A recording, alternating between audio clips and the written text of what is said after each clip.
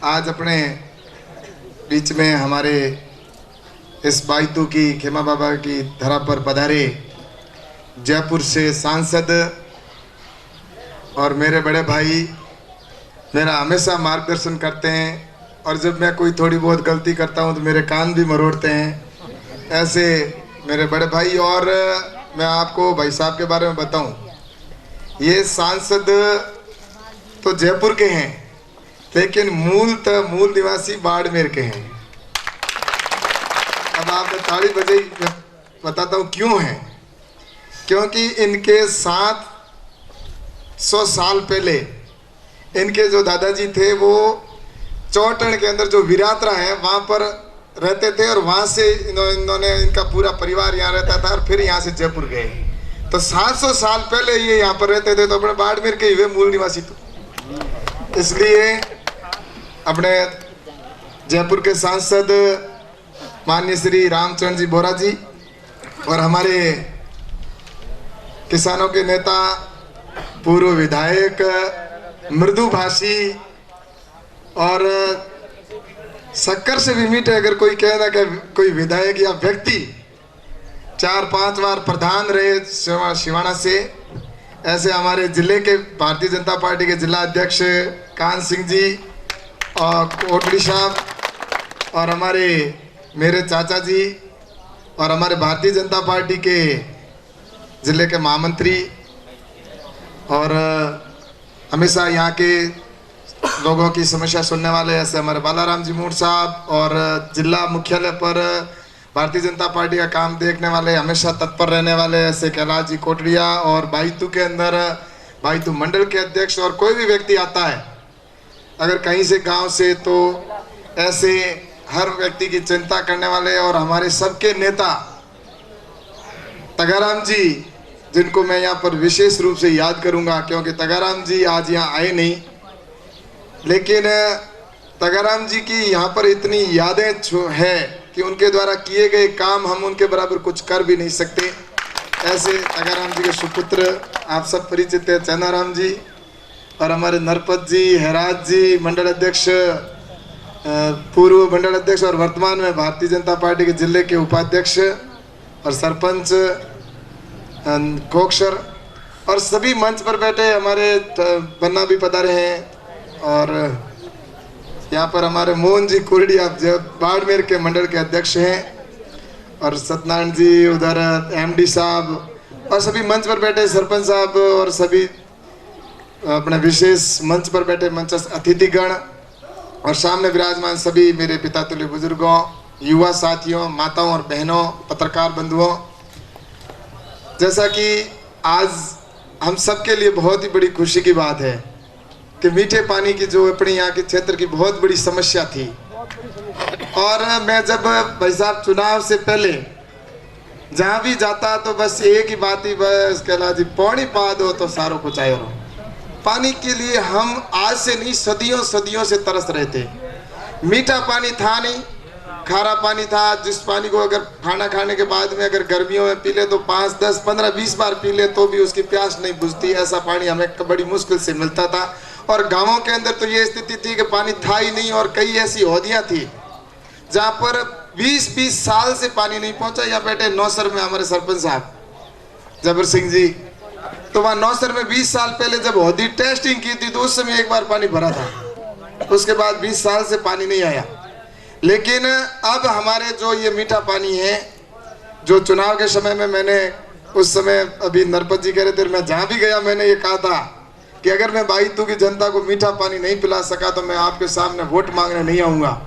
तो उस समय मैंने जोश में कहा था, लेकिन मुझे कहीं न कहीं ऐसा डर लग रहा था कि मैंने तो कह दिया, लेकिन पूर्व विधायकों ने भी तो प्रयास किए होंगे, उनकी वजह से क्यों नहीं, क्या पता फिर मैं और एक्स्ट्रा प्रयास करूँगा।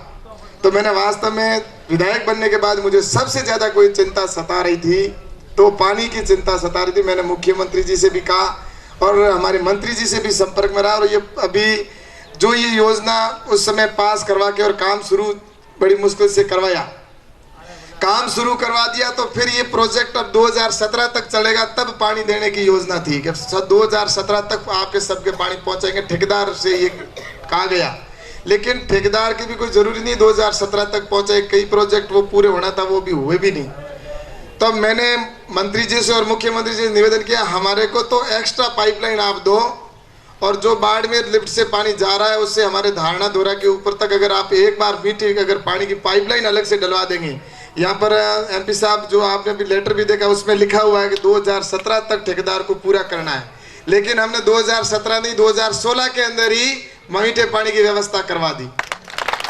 और अब मैं आपको विश्वास के साथ में कहता हूँ कि वहाँ जो जहाँ कभी पानी नहीं पहुँचा वहाँ पर पानी पहुँचेगा, और आज कई गांवों के अंदर मीठा पानी पहुंच गया है। आज हम अपने रामचरण जी बोरा जी ने वहाँ धारणा धोरा पे पानी नल स्टार्ट कर दिया है परमानेंट, और हमेशा 24 घंटे पानी चलता रहेगा, पानी की कोई कमी नहीं रहेगी। और आज जो बहनों के लिए हमेशा यहाँ पानी लेने के लिए कभी इंतजार, कभी कहीं जाना पड़ता था, कभी पड़ोसी के वहाँ कहीं दूसरी जगह रात को इंतजार करना पड़ता था, रात को उठ के पानी की कैसे व्यवस्था होती थी, क्योंकि रात को सोने का जैसे ही समय होता वहाँ से नल स्टार्ट होता था, फिर वापस उठते पानी भरते, या पानी कभी कभी भरते भरते ही बंद हो जाता और थोड़ा थोड़ा पानी आता। तो अब आपके पानी पर्याप्त रहेगा। बहनों के लिए ये बहुत बड़ी सुविधा हो गई है, सभी भाइयों के लिए भी मैं आपको विश्वास के साथ कहता हूँ कि आगे से जहाँ पानी पहुँच गया वहाँ और जहाँ नहीं अगर पहुँच रहा है तो वहाँ पे भी हम जल्दी से जल्दी मीठा पानी आपके पहुँचाने का मैं मेरी तरफ से पूरा प्रयास करूँगा।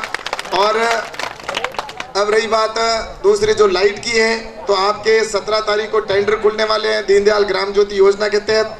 तो प्रत्येक घर में ऐसा कोई घर नहीं छोड़ेंगे, 4 या 6 7 महीनों के अंदर अंदर हर घर में लाइट की व्यवस्था हो जाएगी। गांवों के अंदर चाहे वो कितना भी दूर घर है, एक घर है तो उसको भी लाइट मिलेगी, चाहे वो 2 घर है, चाहे 1 घर है, चाहे वो 3-4 किलोमीटर अगर गांव ढाणियों से अलग घर है तो उसके भी घर पे हम लाइट पहुंचाने का पूरी व्यवस्था आपकी कर दी जाएगी। आगे लाइट की कोई कमी नहीं रहेगी। पानी आ गया, विद्यालय हर पंचायत के अंदर, हमारी मुख्यमंत्री जी को धन्यवाद दूंगा कि प्रत्येक पंचायत के अंदर हायर सेकेंडरी स्कूल खुल गई। पहले एक स्कूल के लिए आपको पता है नेताजी के, एमएलए साहब, एमपी साहब के पीछे घूमते घूमते घूमते जूते घस जाते थे नेताओं के। सही है गलत है? पर 12वीं स्कूल नहीं मिलती थी, लेकिन इस बार एमपी साहब मेरे विधानसभा में भारत आजाद होने से लेकर आज दिन तक मात्र 14 हायर सेकेंडरी स्कूलें थी, लेकिन इस एक वित्तीय वर्ष के अंदर भाईतू विधानसभा में 45 नई हायर सेकेंडरी स्कूलें खुली, जो एक इतिहास रचा गया जो भूतो न भविष्य थे। अब वहां पर विद्यालय के अंदर स्टाफिंग पैटर्न के द्वारा अध्यापक लगाए जा रहे हैं। ये जो सत्र शुरू होगा उसमें हर हायर सेकेंडरी स्कूल में कम से कम 13-14 का स्टाफ आपको जब स्कूलें खुलेगी तो वहां मिलेगा। ये मैं आपको वादे के साथ में कहता हूँ। आगे ना अध्यापक सारी व्यवस्था हो जाएगी। अब मेरी चिंता है, हमारी मुख्यमंत्री जी की चिंता है, अब क्योंकि जो वादा किया था अच्छे दिन आने के, जो मुख्यमंत्री जी और हमारे प्रधानमंत्री जी ने, वो सपना साकार होना शुरू हो गया है। और मैं आपको वादे के साथ में कहता हूं कि आने वाले समय के अंदर चाहे वो राजस्थान की सरकार और केंद्र सरकार दोनों मिलकर जितनी हमारी समस्या है, उन समस्याओं का देखो, पूरी समस्या तो कोई न कर सका न कर पाएगा, लेकिन संभव तो ऐसी कोई समस्या नहीं रहने देंगे जो समस्या हम हल कर सकते हैं। वो सरकार पूरी लगी हुई है और हम सब मिलकर उस काम को पूरा करेंगे। और दूसरा, मैं यहाँ बहने बैठी है, आज कितनी सुविधाएं कर दी है। पहले जब हम आपको बहनों के लिए आप प्रधानमंत्री जी ने एक योजना प्रारंभ की है, जो बीपीएल परिवार है जिनके कभी आंखों के अंदर, आप यहाँ से लकड़ी से हम यहाँ पर खाना बनाते थे और हालत खराब हो जाती, आंखों से अंधी हो जाती बहनें, लेकिन उनको रोटी घर बनाने के लिए चूल्हे के लकड़ी से बनाना पड़ता था। लेकिन प्रधानमंत्री जी ने यह योजना बनाई कि जो बीपीएल बहनें हैं उनके लिए निःशुल्क गैस की टंकी और चूल्हा दिया जाएगा। ये योजना बना दी। और आज मुझे कहते हुए बड़ा गर्व हो रहा है कि कल मैंने गिड़ा के अंदर 17 ऐसी बहनें जो बीपीएल परिवार थी उनको गैस के कनेक्शन फ्री में दे दिए और कल उसका उद्घाटन करके मैं आया हूँ उजाला योजना के तहत। और अब जितने बीपीएल बहनें वो अपने फॉर्म जल्दी से जल्दी भरें, आपके घर पर टंकी कनेक्शन हो जाएगा, फ्री में गैस का चूल्हा आपको दिया जाएगा, ताकि उन बहनों को जो कभी इतनी हालत खराब होती थी, उनकी आंखों के दिखना बंद हो जाता था इस चूल्हे की वजह से, गैस के लकड़ी के धुएं से। ये नरेंद्र मोदी जी को ये चिंता है कि दूर दराज जो दौरे के अंदर या गाँव के अंदर बैठी है बहनों की चिंता उनको है। वो प्रधानमंत्री बनकर ऐसा नहीं उन्होंने बस सब छोड़ दिया कि अब मैं तो प्रधानमंत्री बन गया, अब मैं कुछ नहीं करूंगा, ऐसा नहीं, उन्होंने काम करके दिखाया। आज अपन नरेगा पे जाते थे, आज मैं आपको एक बहुत गहरी बात बताता हूँ। नरेगा पर जाते व्यक्ति, हर व्यक्ति, कई लोग जाते हैं, लेकिन उनको पूर्व में जो सरकारें थी उन्होंने कभी उनकी ये चिंता नहीं की। उनको 1200-1500 रुपए जरूर मिल जाते थे, लेकिन उसके बाद उनको सुविधा क्या थी वो बिल्कुल उनको कभी उनकी और चिंता नहीं की। आज मुझे कहते हुए बहुत खुशी हो रही है कि नरेगा पे जाने वाले मजदूर या कमठे पे जाने वाला मजदूर, बहनों सुनो, आपके काम की चीज है। नरेगा पे जाने वाली बहन हो, चाहे कमठे पे जाने वाली हो या भाई हो, कोई भी व्यक्ति हो नरेगा पे जिसने 90 दिन पूरे कर लिए, उनके लिए बहुत बड़ी योजना प्रारंभ की है। उन्होंने अगर 90 दिन पूरे कर लिए, और कई बार ऐसा होता है 90 दिन नरेगा पे पूरे नहीं होते, उन्होंने मान लो 50 दिन पूरे कर लिए, तो ये कई बार कहते हैं कि 90 दिन पूरे नहीं हुए। 90 दिन की कोई जरूरी नहीं है। अगर नरेगा पे आपने 40 दिन कर लिए, 50 दिन के आप और एक सर्टिफिकेट दूसरा जो कमटे का ठेकेदार है उससे लिखवा कर ले आओ, 40 दिन का वो, 50 दिन का वो, दोनों मिला के 90 दिन हो जाएंगे। कोई जरूरी नहीं नरेगा पे 90 हो। आप अगर मकान का मालिक है, वो काम करवा रहा है, उस मकान के मालिक से लिखवा सकते हो कि मेरे कमटे पर इसने 90 दिन काम किया, तो वो मजदूरों को उसको लिख के दे दिया जाएगा, उसका रजिस्ट्रेशन हो जाएगा। और वो रजिस्ट्रेशन हो जिसने 90 दिन पूरे करने का रजिस्ट्रेशन अगर आप करवा दोगे, वो ग्राम सेवक के पास में होगा, और मात्र 85 रुपये देने पड़ेंगे 5 साल में एक बार। अगर वो जमा करवाओगे तो आपके अगर उस ऐसा अगर कोई है नरेगा पे जाने वाला या कमठे पे मजदूर है, उसने रजिस्ट्रेशन करवा लिया है, तो उसका लड़का या लड़की अगर स्कूल में पढ़ते हैं तो 8वीं तक पढ़ने वालों को 6,000 रुपए मिलेंगे, और 12वीं 10वीं तक पढ़ने वालों को 8,000, और अगर उसके लड़का 12वीं करता है तो उसको 12,000 रुपए, और बीए करने पर उसको 14,000 रुपए मिलेंगे। और अगर उसका लड़का डिग्री करता है कोई, उसको यहाँ पर अगर कोई नर्सिंग है या बीएड करता है, तो उसके लड़के को सरकार 24,000 रुपए देगी। और उसके बाद में अगर उसका लड़का कोई डॉक्टरी या इंजीनियरिंग करता है तो 60,000 रुपए सरकार उसके नरेगा पे कमठे पे जाने वालों को देंगे। अब उससे ज्यादा और बताऊं, आपके अगर उसका कभी भगवान न करे और एक्सीडेंट हो गया या कहीं काम करते वक्त लग गई, तो उसके हाथ कट गया, पैर कट गया, तो उसको सरकार 3.25 लाख रुपए देगी। और अगर उसके विकलांग हो गया, कौन यहाँ पे मौसो जल्दी कोई कारण लाग गई, कोई खेड़ी पड़ गई या कीकर भी विकलांग हो गया, तो उसको सरकार 6.25 लाख रुपए देगी उसको। ये हमारी सरकार ने प्रारंभ किया।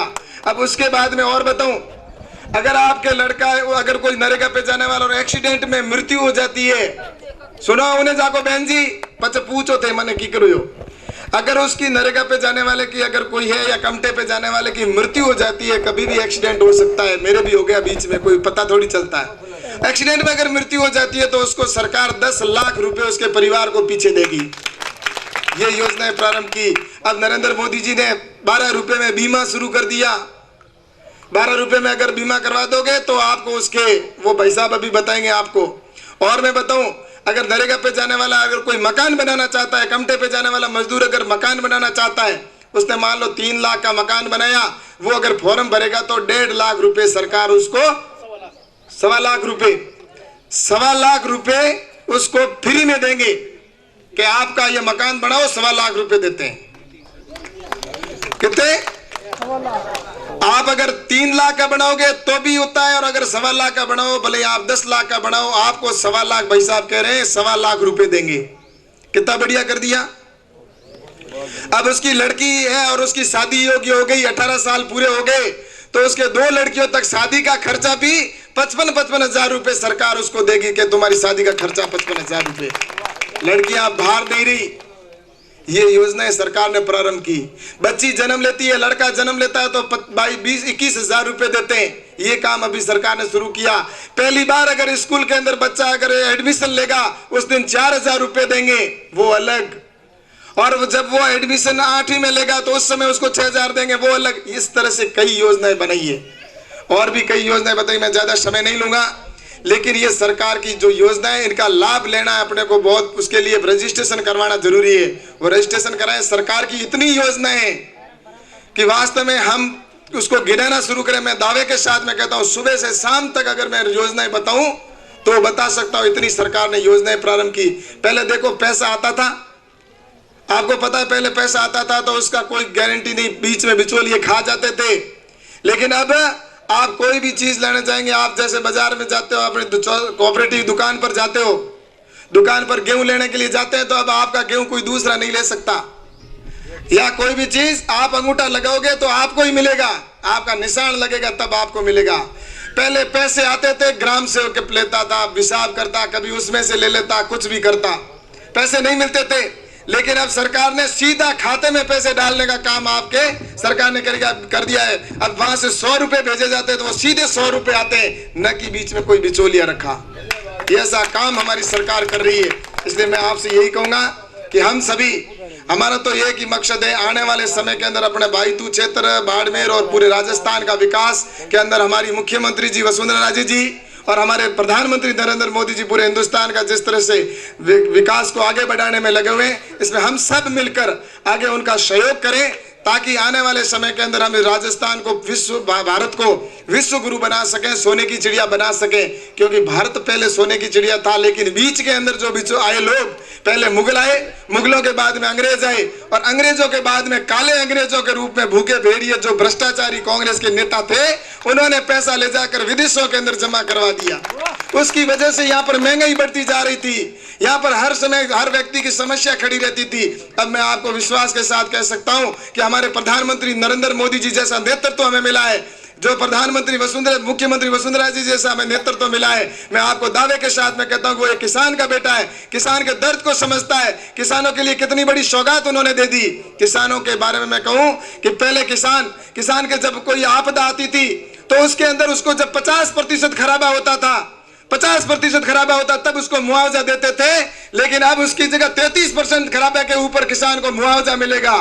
पहले किसान के ऊपर जब उसका कोई आपदा आती थी तो उसके अंदर उसको तहसील मुख्यालय पर अगर बरसात अच्छी हो गई तो कहते थे पूरे तहसील में बरसात अच्छी हो गई, उसको मुआवजा नहीं मिलता था। मान लो यहाँ बरसात हो गई, कोसरिया के अंदर बरसात अगर नहीं हुई है तो वो कोसरिया वाले रोते रहते हैं, लेकिन उनको कहता भाई तुम्हें खूब हो गई, यार तो भाई तू वाले न्याल हुए। या कोसरिया में बरसात होगी, उनको यहाँ बरसात हुई नहीं, दूसरी जगह हो गई, तो भाई तू वाले भुगतते रहते। इसलिए अब मैं ये कहता हूं कि अब नरेंद्र मोदी जी ने उसको इकाई, रेवेन्यू विलेज को इकाई मान लिया है। रेवेन्यू विलेज के अंदर अगर आपका नुकसान हो गया, गिरदावरी रिपोर्ट आती है, वहां पर आपको मुआवजा मिलेगा। इवन अगर आपका एक खेत का नुकसान हो गया तो भी आपको मुआवजा मिलेगा। उसके बाद में और बताऊं मैं, पहले अगर फसल काट देते थे, काट कर खेत में पड़ी रहती और बरसात आ जाती थी तो उसको कोई मुआवजा नहीं मिलता था, कहते थे कि तो खेत में पड़े हो, मिलतोगे। लेकिन अब नरेंद्र मोदी जी ने कह दिया फसल काटने के बाद में 14 दिन तक अगर आपके खेत के अंदर लाटे के अंदर पड़ी है और बरसात आ गई और सारा नष्ट हो गया तो भी आपको पूरा मुआवजा मिलेगा। ये नरेंद्र मोदी जी ने कर दिया। इससे भी आगे बढ़कर अगर आपके बरसात हुई नहीं, और बरसात बिल्कुल, कई बार अपने यहाँ तो ऐसी स्थिति थी एक ही बरसात नहीं होती, हड़ोतिया ही नहीं होता है, तो कहते थे आपने तो हड़ जोता ही नहीं, इसलिए आपको क्या किस बात का मुआवजा मिले। मोदी जी ने कहा कि उस किसान का पूरा साल बर्बाद हो गया, उसके बरसात ही नहीं हुई, तो इसका मतलब उसको मुआवजा मिलना चाहिए। अब अगर आपके एक भी बरसात नहीं हुई और आपने खेती नहीं की तो आपको पूरा का पूरा मुआवजा दिया जाएगा। ये नरेंद्र मोदी जी ने कर दिया।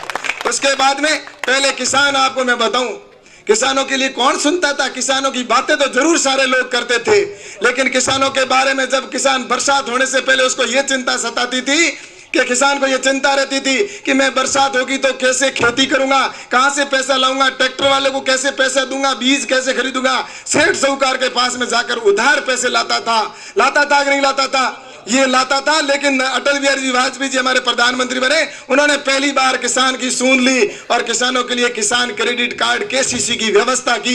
ये अगर कोई काम किया तो हमारे प्रधानमंत्री अटल बिहारी जी वाजपेयी जी ने काम किया। आज किसान को किसी के सामने मोहताज होने की जरूरत नहीं है, किसान को खुद सरकार, उसके खुद के पैसे, उसके सरकार पैसा ऋण देती है। ये काम सरकार ने प्रारंभ किया। तो ये सरकार अगर भारतीय जनता पार्टी के टाइम हुआ। उसके बाद में आपके हर गांव में अगर सड़क को जो जाल बिछाया गया है वो अटल बिहारी जी वाजपेयी जी के टाइम में सरकार सड़कों का जाल बिछाया गया। पहले वाले लोगों को किसने मना किया था तुम ये काम मत करो?